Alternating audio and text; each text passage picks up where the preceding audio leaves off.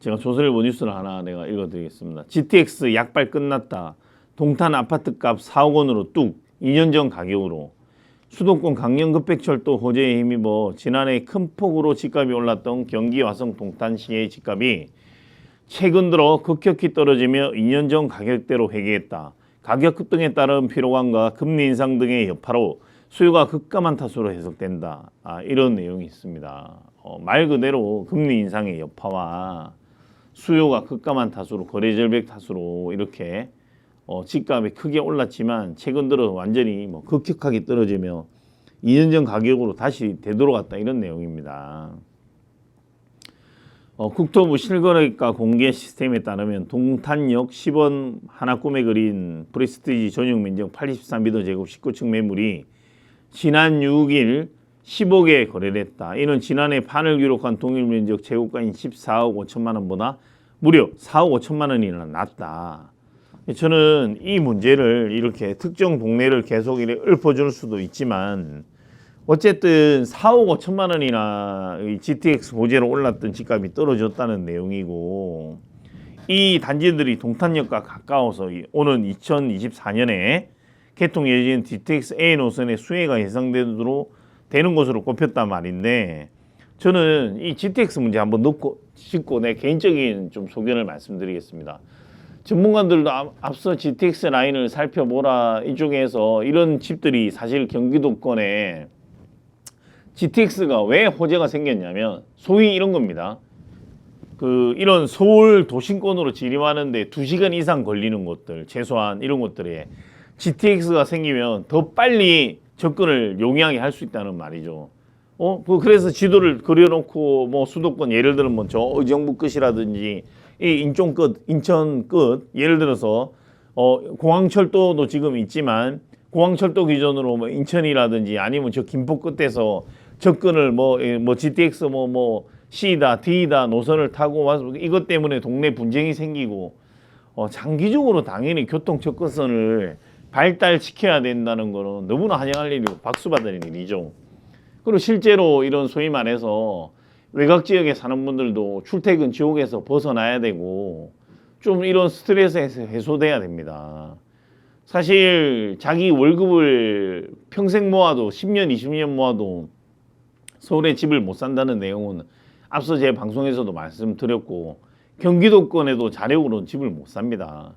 대출을 받아도 그 이자를 평생 갚아도 예를 들면 의식주를 해결하고 애기들 교육시키고 이런 문제까지 복합되면 평생을 모아도 자가 집을 마련하기 힘들고 그 집을 빚을 갚다가 자기 인생이 끝낼 수밖에 없는 게 지금 우리 한국, 우리 서울, 수도권, 우리나라가 처한 이 경제적 현실입니다. 한마디로 살기가 힘들다는 거죠. 근데 지금 앞서 이 GTX 부추겼던 부동산 업자들, 브로커들, 컨설팅 업자들, 깡통 전세 못지않게 이런 놈들도 나쁜 놈들입니다. 10억짜리 집이 언제 개통될지도 모를 적어도 3, 4년 후에 개통된다고 해서 반드시 호재가 될지 안 될지도 기약할 수 없는 것들을 거품을 일으켜서 10억짜리 14억이 됐다는 걸 이 조선일보 기자가 빨리 알아채고 이런 기사를 썼습니다.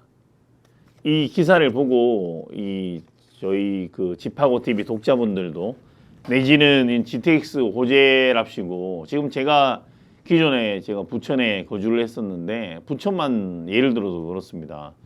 부천 종합운동장역에 부평을 거쳐서 GTX 노선이 지나간다고 지금 사실은 교통이 되게 불편합니다. 1호선은 버스 타고 가야 될 지경이고 7호선만 거기에 정차를 하는데 주변에는 소위 말해서 좀 우거진 나무가 우거진 숲까지는 아니지만 숲에 준하는 곳도 보이고 이러지만 기존의 빌라 1억대 2억 초반대 할까 말까 하는 집들이 3억, 4억, 5억 이래 올려놓고 아파트도 마찬가지입니다. 인접한 서울 시내보다 더 비싸게 집값을 지정해놓고 거기에 언제 GTX가 생기며 지금 여기 동탄도 마찬가지입니다.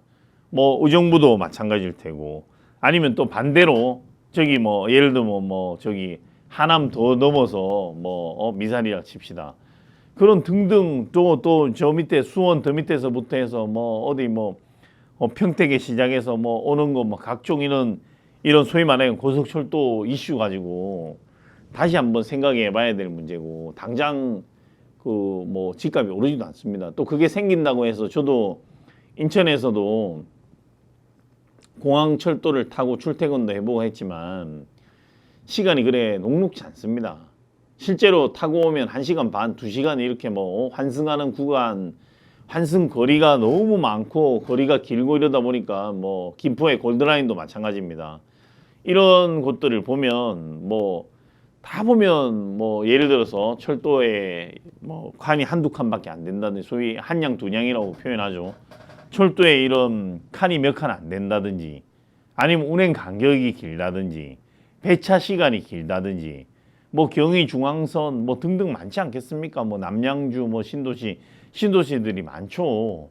뭐 강남 접근성이 높다 이렇게 해가 거품을 해서 뭐 일으키고 업자들이 사고 팔고 국토부 실거래가를 조작하고 이게 지금 부동산의 현실입니다. 자꾸 A 대책, B 대책, C 대책을 나는 대책을 마련하기 이전에 기존의 이런 거품들, 실거래가 조작한 일당들, 그 실거래가를 신고한 특정 부동산들, 특정 이런 법인들, 이런 애들을 찾아내서 이런 애들 일벌백계하고 두 번 다시 이런 애들이 발을 담그지 못하는 제도적 장치를 마련하지 못하면 B라는 부동산으로 이름 바꿔서 또 영업하고 C라는 부동산으로 이름 바꿔서 영업하고 이런 악순환은 반복되고 두 번 다시 개선되지 않을 것이라는 게 제 시각입니다.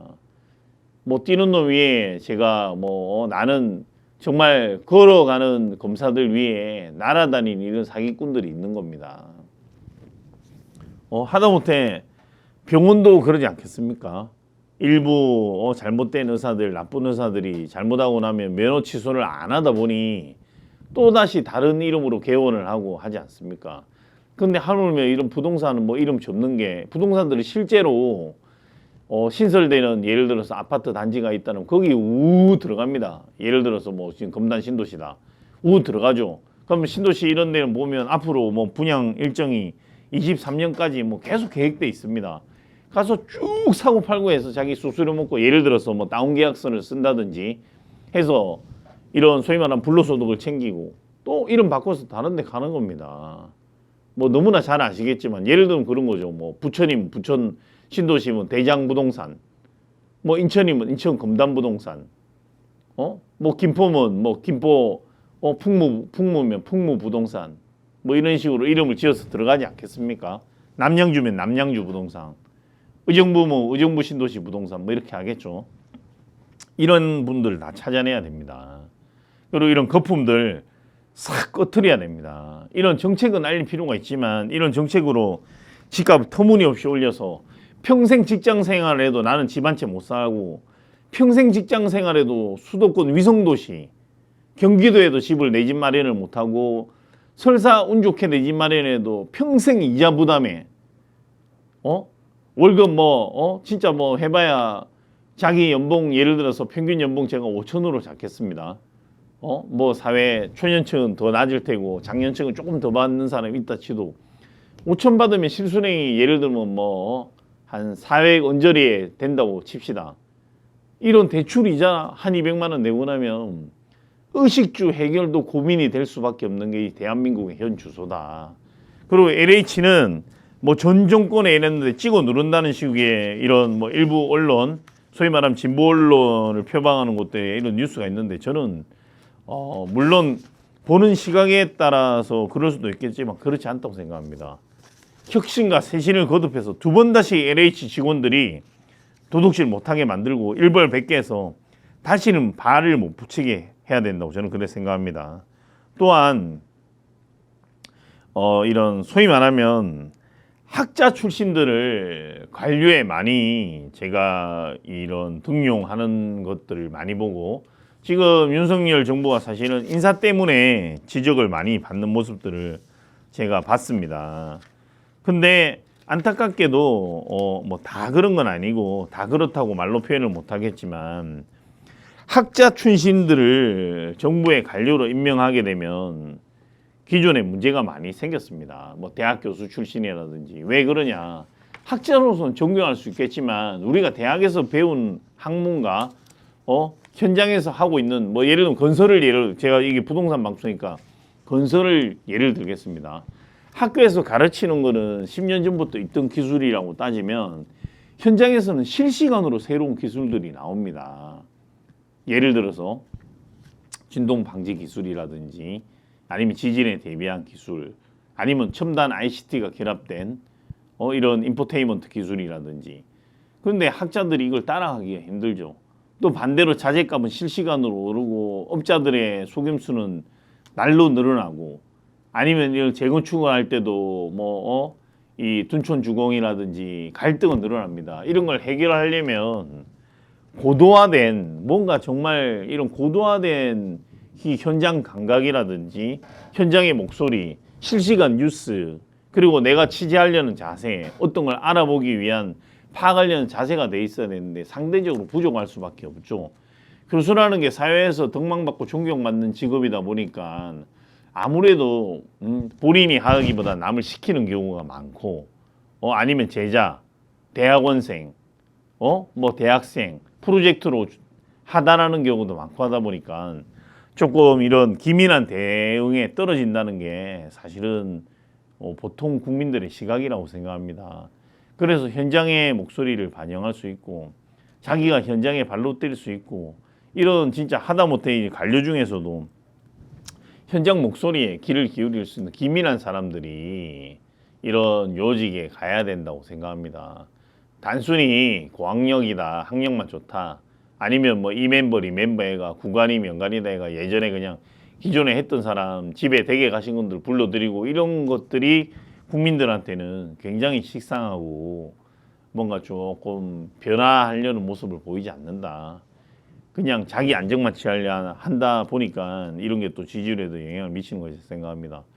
그래서 그냥 막연히 정책을 내놓기보다는 기존 앞서 말했던 이런 GTX 이런 값을 올리는 컨설팅 업자들 부동산 이상 거래 과거는 미래의 거울이고 또 새로운 정책을 내놓기 위해서 과거에 뭐가 문제가 있었는지 속속들이 낱낱이 파헤쳐야 되지 않겠습니까? 해서 다운계약서뿐만이 아니고 이런 건 면밀히 찾아봐야 된다고 생각합니다. 네, 시청해 주신 시청자 여러분 감사합니다. 저희 집하고 TV도 저희 저도 마찬가지고 지금 수혜민들이 최대한 수혜 복구 잘 될 수 있게 정부도 나서서 지원해 주시고 기업들도 후원을 아낌없이 해 주셨으면 바랍니다. 감사합니다.